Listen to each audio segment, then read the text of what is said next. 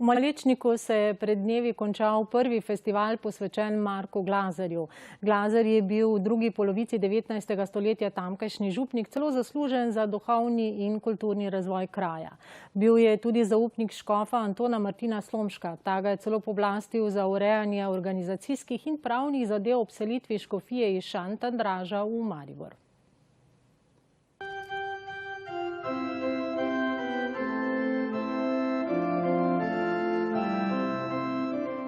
Duhovnik, pesnik, prevajalec in pisec Marko Glaser se je rodil 21. aprila 1806 na Smolniku pri Rušah.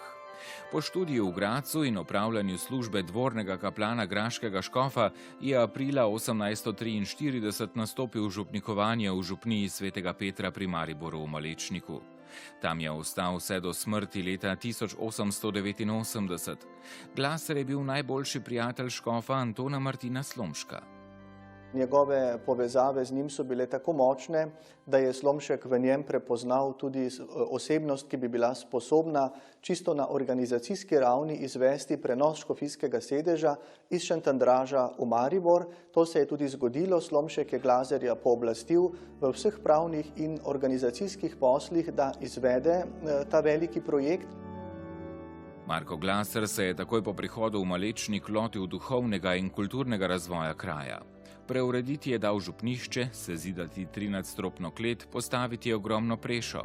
Poskrbel je tudi za zidavo in obnovo verskih objektov.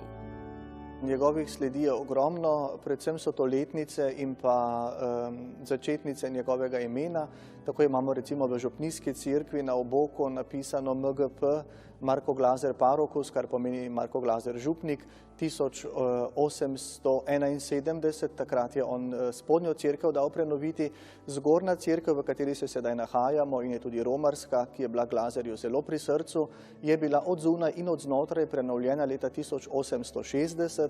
Na enem od zunanjih stebrov je vidna tudi ta letnica. Glazer je dal postaviti tudi postaje križevega pota, zidane kapele, ravno s tem namenom, da bi vzbudil pri obiskovalcih in pri domačinih vrednost romanja, pomen križevega pota, pomen molitve, duhovnega življenja. Kot dvorni kaplan graškega škofa je poznal najpomembnejše sakralne umetnike tistega časa. Povabil jih je k poslikavam cerkva v Malečniku in Mariboru. V to cerkev je pripeljal Fantonija in Brola, ki sta naredila poslikave, nekaj tudi v spodnji cerkvi. V postaje križevega pota na Gorco pa je umestil oljna platna Jozefa Ernsta Tunerja, izredno poznanega umetnika. O Glazerjevem pomenu za Malečnik in mariborsko škofijo priča tudi freska v romarski Marijini cerkvi na Gorci. Glazer je upodobljen, to je freska iz njegovega časa, na oboku te cerkve skupaj z Antonom Martinom Slomškom, mariborskim škofom. Kot že rečeno, sta bila res osebna, zelo dobra prijatelja. Glaser si je prizadeval tudi za posvetni razvoj kraja. Organiziral je sadjarske tečaje za tamkajšnje kmete, zaslužen je za odprtje dekliške šole, kjer so delovale šolske sestre in začele vzgojno-izobraževalno dejavnost za dekleta. To je bila velika zasluga Marka Glazerja, ki je te sestre iz Egenberga pri Gradcu tudi pripeljal v Malečnik.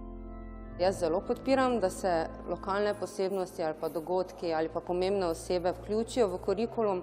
Seveda gre za neko splošno razgledanost, pa tudi znanje o domačem kraju. Ti učenci bodo enkrat razgledani odrasli in nekako bo tudi morali predstaviti svoj kraj, odkot prihajajo, neke zanimivosti tudi drugim. In prav se mi zdi, da se take zadeve tudi vključujejo.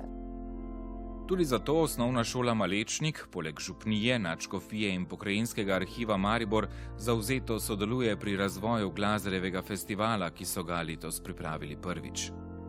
Materijala je ogromno, povedali so nam, da je v arhivu še veliko neraziskanega, veliko njegovih pisem, raznih osnutkov, dopisovanj, tako da njegova osebnost bo se v prihodnje še raziskala, pokazala na številna področja, ki jih je zasledoval v svojem življenju, s katerimi je vnemal ljudi za neke višje vrednote.